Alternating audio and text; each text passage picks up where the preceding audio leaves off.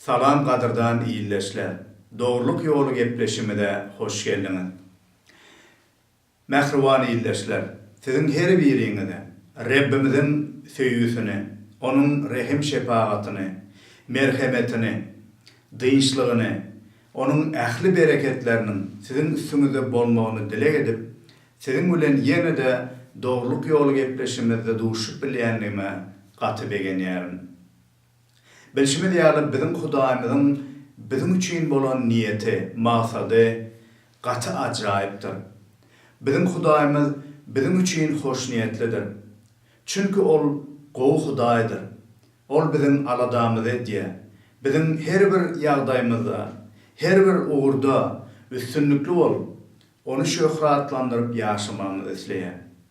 Onun maksady bizim öz durmuşymyz arkaly, hatta sözleyen sözlerimizde, pikirlerimizde, ediyen işlerimizde, hareketlerimizde, ähli durmuşumuz bilen onun adyny şöhratlandırıp, onun hakiki bereketli yaşayışına yaşamamızı isleýär.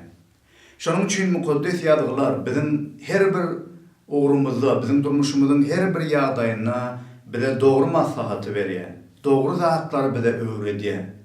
Çünkü Hudaýyň aýdanlaryny berja edip, bizim hakykatdan onun bereketli durmuşuna eýe bolmamyzy isleýär. Şonuň üçin bugünkü gün Hudaýyň ýazgylарyndan sizin bilen öwrenjek bölümimiz bizim durmuşymyzda nädip dilimizi yaman zatlardan saklamak, dilimizi gıybettan, töhmetten saklamak barada öwredilýänler.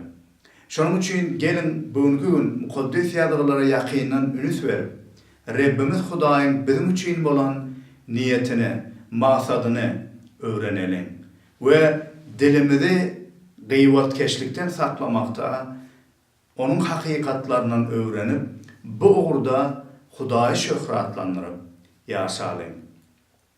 Bilşimi diýäli her bir milletde men pikir edýän gıybetkeşlik bilen iş salışmayan adam yok bolsa gerek.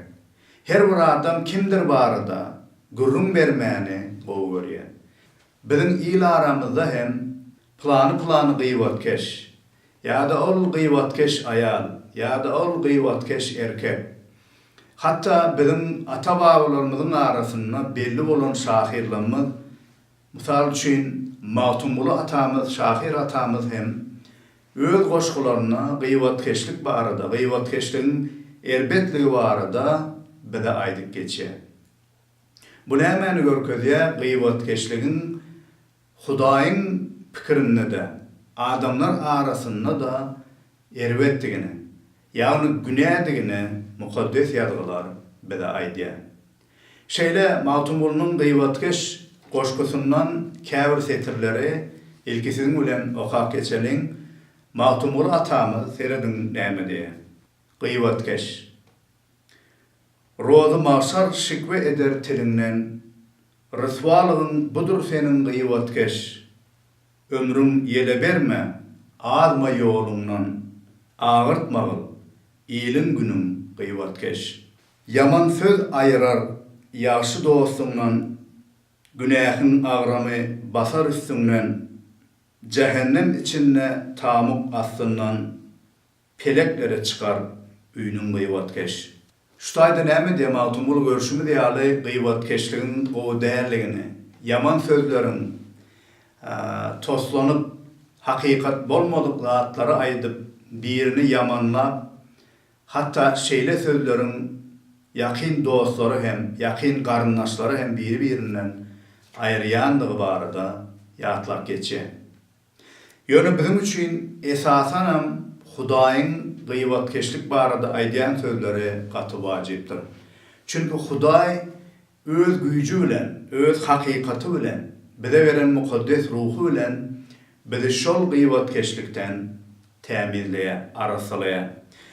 Gelin dili barada we dilin nähili elhenç zatlara hem ulanyp bilinýändigi barada sizin bilen mukaddes ýazgylardan öwrenelim. Yakun hatynyň 3-nji babyna bu barada 1-nji aýatdan 12-nji aýata çenli şeýle sözleri bar. Gelin olaryň käbirlerini okap geçelim. Ey doganlarym, hemmäňiz ýygnakda öwredici bolma. Sebäbi biz öwredijilerin has bir hökümet uçar boljakdygymy bilýänsiňiz. Biziň hemmämiz hem köp günah edýäris. Emma sözüne hata göýbermän, dilini jylawlap bilýän adam kämil bolup tutuş bedenine gözöwçilik edip bilýändir. Biz atlaryň tabin bolmak üçin agzyna agzyryk takyp, olaryň tutuş göwresini dolandyrýarys. Ine gämleri seredin. Olar güýçli hem batly yerler bilen kowulsa da, bir kiçijik kürek arkaly sürüjiginiň islen tarapyna öwrilýär. Edil şunun ýaly dil hem bedenin bir kiçijik agzasy bolsa da, beýik işler bilen öwnýändir. Pikir edin, kiçijik bir uçkun äpet tokaýy ýakyp köýdürýändir. Dil hem bir otdur. Beden agzalarynyň arasyndaky yamanlyk dünýäsidir. Ol tutuş barlygyny weýran edýändir. Dowzak odu bilen bütün durmuşyňyzy köýdürýändir. Şu taýda dil barada, hemmeleriň köp geplemezligi barada. Aýratynam Hudaýyň ýalgylaryny öwredýän, özüne mogolym diýip hasaplayan adamlaryň ünüsi bolmalygyny, sözüne, diýen zatlaryna ünüsi bolmalygyny. Çünki Hudaý her bir ýerinde, her bir mogolym Hudaýyň sözüne öwredýän adamlardan ikese hasabat soraýar. Näme üçin? Sebäbi biz Hudaýyň sözüni dogry öwrenip, dogry zatlary hem öwretmeliyiz. Onun başga da näme diýe sözüne büdürmeýän adam batlydyr.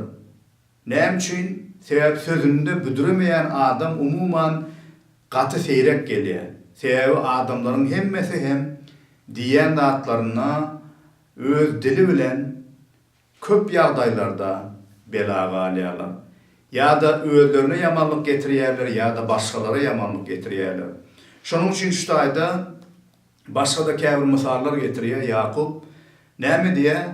Biz bir kiçijik agzyrak bilen uly aty islen tarapymyza öwrüp, şonu islen tarapymyza alyp gidip bilýär. Ya da bir kiçijik kürek bilen uly gämileri islen tarapymyza, hatda deniz derýanyň içinde hem uly gämileri kiçijik bir kürek bilen başga tarapa, islen tarapyna adam alyp gidip bilýär. Emma dili köplenç erkedip bilen okdy. Başga bir tarapy dil eger ünüsi berilmese, eger dilimizi dogry Hudaýyň şöhraty üçin we adamlaryň gowlugy üçin, gow bäxtiydi üçin ulanmasa, onda bir bizim bütün bedenimizi, bütün durmuşumuzu dogdaha ýakyp biljek bir agzadyr diýär. Şonuň üçin dilimize ünüs vermek, gıýbatkeşlikden, töhmet atmaktan adamlara uzakta bolmak, şolardan yeňişli ýaşamak adam üçin, Allah aýtdy imanlar üçin gaty wajypdyr. 1 Timoteus 3. babyň 11-nji aýatyna ine şeýle diýilýär. Şonuň ýaly ýygnagyň hyzmatçy aýallary hem hormatlanýan, gıýbat etmeýän, tersine özlerini erk edýän we her zatda anamdar bolmalydyr. 2 Timoteus 3. bab 3. aýatda hem bu arada şeýle diýär. Ey oğlum, ahirki günlerde erhenç pursatlaryň boljakdygyny bilip goý. Adamlar diňe özüni söýýän, pula gyzan, övünjen, tekebbir, Hudaýa dil ýetirýän, ata enesine boyun eğmeýän, gadyr bilmez, adamlary syýlamaýan, doň ýürek, geçirimlilik etmeýän, myjabatçy ýa-da töhmetçi, özüne erk edip bilmeýän, zalim, ýagşylygy ýigrenýän, haýyn, göçkünli, goppamsy bolup, keýpi sapany Hudaýdan köp söýerler. Myjabatçy ýa-da töhmetçi sözi bilişimiz ýaly grek dilinde diablos diýen sözden gelip çykyp, şeytan diýen sözüne ýakyn bolan sözden esasyny alýar. Näme üçin şeýleke? Sebäbi gıýbatkeşiň ýa-da töhmetçiniň esasynda şeytanyň häsiýeti bar. Aslında şeytanyň häsiýeti şol töhmet atma, adamları yamanlama, Hudaýyň öňünde bütün adamlary günä yönke, olary yamanlama, olara töhmet atma. Ol töhmedin atasıdır.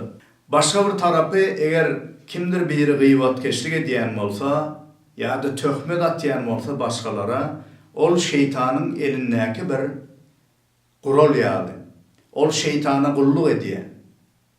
Eger imanly bolup biz adamlar barada erbet pikirleri ýaýradýan bolsa, ýa-da adamlaryň eden zatlaryny diňe olary yamanlamak niyeti bilen aýtýan bolsak, onda biz şeytanyň elindäki bir habarçysy, gullukçysy ýaly hereket edýäris. Bu bolsa gaty elhençdir. Kim gıýbatkeşlik edýän bolsa, kim töhmet atýan bolsa, kim başgalary diňe yamanlamak bilen meşgullanýan bolsa, onda bir şeytanyň elindäki gullukçysy, şeytanyň erwet habarlarynyň habarçysy, erwet habarlar ýaýradýan habarçy ýalydyr. Hudaýyň islegi bizden. Hudaýyň bizim üçin niyeti bolsa, şeytanyň gullukçysy bolman, Hudaýyň gullukçysy, Hudaýyň gowluklarynyň, gowy häsiýetleriniň, onuň ajaýyp hoş habarynyň, onuň gowy niyetiniň adamları hem söýüp olary dikeltmek, olara ýaşylyk etmek, olaryň bäxtligini gözlemek maksady bilen gowy zatlaryň habarçysy bolmamy isleýär. Adamlar barada yaman niyetli, olary yamanlama, olar baradaky erwet habarlary hemmeýere ýaýratmak ýaly düşünje bolmaly. Çünki Hudaýyň islegi biziň onuň hoş habaryny ýaýratmamyzdyr. Onuň gowy niyetlerini, ýaşylygyny, söýgüsini şolardan oguralan ýaşaýyşda ýaşap, sözlerimizde de, pikirlerimizde de, hereketlerimizde de şol bilen ýaşamamyzy isleýär. Bu arada Efesler hatyň 4-nji baby 27-nji aýatda ene şu hakykatlar bar. Seredin näme diýär? İblise orun berme. Ağzınızdan hiç kaçan yaramaz söz çıkmasın. Gaýtam, dinleýänler mätäşliklerine göre gerekli sözleri sözle, olara ruhlandırın. Şonna sözleriniz olara peýda getirer. Hudaýyň mukaddes ruhuny gamgyn etme. Çünkü mukaddes ruh sizin Hudaýa degişlidiňiziň hem de gutuluş günü azat edilmeňiziň kepilnamasıdır. Her hili öýke kine, gahar gazap, paýyş sözler aýtmak ve töhmet atmak ýaly ýigrenji häsiýetleri sizden daş bolsun. Biri-biriňize mähirli we rehim şepagatly bolun. Hudaýyň sizi Mesih arkaly bagyşlaşy ýaly siz hem biri-biriňize bagyşlan. Nähili ajaýyp sözler. Teredin näme diýär? Ağzınızdan hiç haçan yaramaz sözler çıkmasın. Tersine adamları dikeldip biljek. Adamlaryň mätäşliklerine gowy taraplayın hyzmat edip biljek. Olara gowy täsir edip biljek. Sözler bilen gürlen, sözleri aýdyn. Olary şolar bilen ruhlandyryn. Ağzınızda diýär paýyş sözler, erwet sözler, yamanlyk aýdýan sözler bolmasyn. Çünkü Hudaýyň niyeti, Hudaýyň islegi bizim üçin gowlukdyr. Eger biz gıýbatkeşlik etsek, eger biz yaman sözler aýtsak, paýyş sözler aýtsak, başgalary ýykýan, olary pese basýan, ruhtan gaçyrýan, göwnüni agyrdyýan sözler aýtsak, onda diýär iblise ýol berýärmiz. Onda iblisiň gullukçylary bolýarmyz. Çünki dünýäde, daş döwrüňizde, ýakynlaryňyzyň arasynda, adamlar arasynda yamanlygy köpeltýärmiz. Yamanlygy köpeltmek, adamlary ruhtan düşürmek, adamlary depelemek, adamlaryň göwnüni agyrtmak. Bu şeytanyň islegi, bu şeytanyň niyeti. Adamları yıkmak şeytanyň niyeti. Hudaýyň maksady bolsa näme? Adamları dikeltmek. Adamları söýgüsünden, rehiminden, merhemetinden, dynçlygyndan doldurmak. Hatta yıkılanları da Hudaý dikeltmeýsliýe. Hatda ýykylyp güne batan adamları hem şol günäli ýagdaýyndan çykaryp, olary dikellip özündäki täze ýaşaýyşyny bermeýsliýe. Şonuň üçin Hudaýyň maksadyna eger biz İsa Mesih'e iman edýän bolsak, hakykatdan onuň söýgüsünden dolan bolsak, ondaky täze ýaşaýyşy eýe bolan bolsak, onu şol täze ýaşaýyşymyza munasip ýaşaýyşda, munasip hereketler bilen, munasip sözler bilen hyzmat etmeliyiz we ýaşamalydyr. Eger özümizin İsa Mesih'e degişlidigimizi aýdyp da, ağzımızda paýyş sözler, ağzımızda gıýbatkeşlik, adamları yamanlama, adamları pese kaçırma, olary depelemek, yaman niyetli olmak bar bolsa, onna biz özümizin çağrılışymyza laýyk ýaşamaýanmyzdyr. Eger şeýle ýaşaýyşda ýaşaýan bolsak, onna Hudaýyň öňünde towba edip, şol özümizdäki erwet häsiýetler, gıýbatkeşlik ýaly, töhmetçilik ýaly, erwet pikirli, erwet paýyş sözlü bolsak, onna şolary Hudaýyň bizden aýyrmak üçin, bizim olaryň üstünden ýeňişli ýaşap, iblisiň gullukçylary bolman, Hudaýyň gullukçylary bolup ýaşamamyz üçin Rabbimiz İsa Mesih'ten güýç soramalydyr. Onuň öňünde towba edip, şol günälerimiz üçin bagyşlamagyny sorap, onun bize güç, kuvvet verip, täze ýaşaýyşynda ýaşamagyny ondan dilek edip soramalydyr. Başga bir wajyp bar.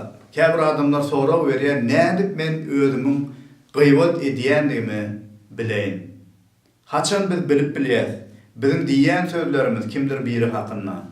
Gıýbatmy ýa-da ýok, töhmetmi ýa-da ýok. Men 4 sany ädimi size maslahat bermek isleýär. Birinciden, şeýle soragy özüňize berip görüň. Men bu diýenlerimi näme üçin aýdýar? Ýagny eger nähildir bir zat barada gurrun berjek bolsaňyz kimdir birine, onda ilki bilen şu soragy özüňize berin. Men şu diýjek zatlarmy näme üçin diýen? Şol adamy yamanlamak niýeti bilen, hassa beter onu ýigrendirmek niýeti bilenmi aýdýan? Ya-da şol adamı dikeltmek maksady bilen, şol adama yardım bermek maksady bilen, kalumna söýgü bilen söýgüden uğralyp aýdýanmy? Kalumna hakykatlara aýdýanmy? Ya-da aýdamakmy? Bu gaty wajypdyr. Adamları depelemek maksady bilenmi? Ya-da dikeltmek maksady bilen? İkinci bir wajyplat şol edýän gurrunlarymyza ünüs vermekde, şu soragy bersek gaty bize köp ýardam eder. Diýjek taryhyň başga tarapy hem barmy? Ýa-da diňe bir eşiden, kimdir birinden bir eşiden dolu bolmadyk maglumaty başgalara da aýdyp oturýarmy? Eger dolu anygyna ýetmän, dolu düşünmän, dolu taryhyň hemme tarapyny bilmän, ol hakynda aýtmaklyk bu gaty erwetdir. Atalar sözümüzde de näme diýilýär? Çala eşidip çatma ýykmalyk. Käwagt çalaja bir gurrunun bolup geçen dadyň bir gyrasyndan çalaja eşidip, ondan özümizçe pikirler döredip, özümizçe şol barada oýlanyp, galan tarapyny özümizçe döredip taryhyň ýa-da gurrun we özümizçe pikir ýöredip, şol adam barada ýa-da kimdir biri ýa bir bolan zat barada özümizçe gurrun berýäs. We netijede bar bolan gatnaşyklary, gowy zatlary hem ýykyp bilýäs. Şonuň üçin atalar sözüne çala eşidip çatma ýykma diýilen söz bar. Üçüncüden, diýen zatlarmy, diýip oturan zatlarmy eger ýanymda İsa Mesih oturan bolsa, Hudaýyň özü men bilen duran bolsa, şu diýen zatlarmy aýdyp bilerdim. Kimdir biri barada diýen gurrunlarymy İsa Mesihiň öňünde hem aýdyp bilerdim. İsa Mesih ölüp dirilenden soň şähertlerine görünende Petrus, Yahya, Resul Yahya barada İsa Mesih'in pikirini sorapdy.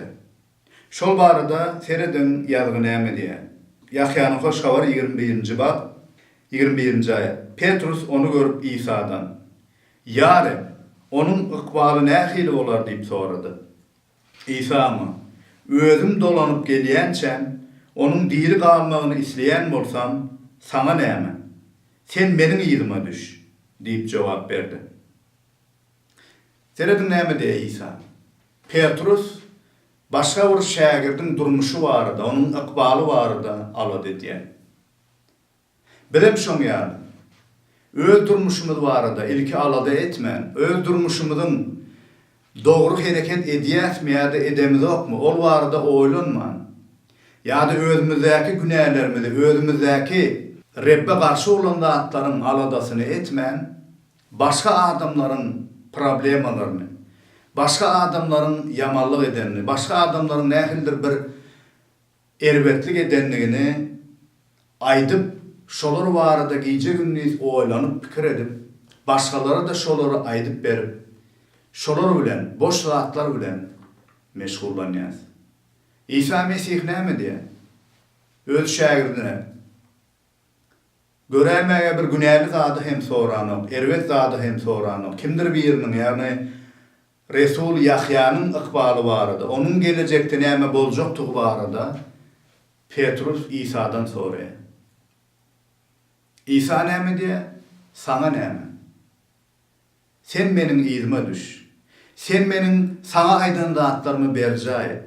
Sen senin üçin bolan maksadymy berjäň. Öz durmuşuma ilki ünüs ver.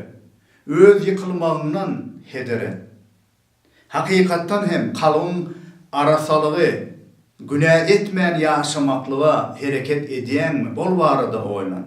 Ondan sonra başkalarının hem aladasını edip bilersin. Şonunu başkalara hem doğru taraftan yardım edip bilersin diyerek. Dördüncü bir vacip bolanda soramalı.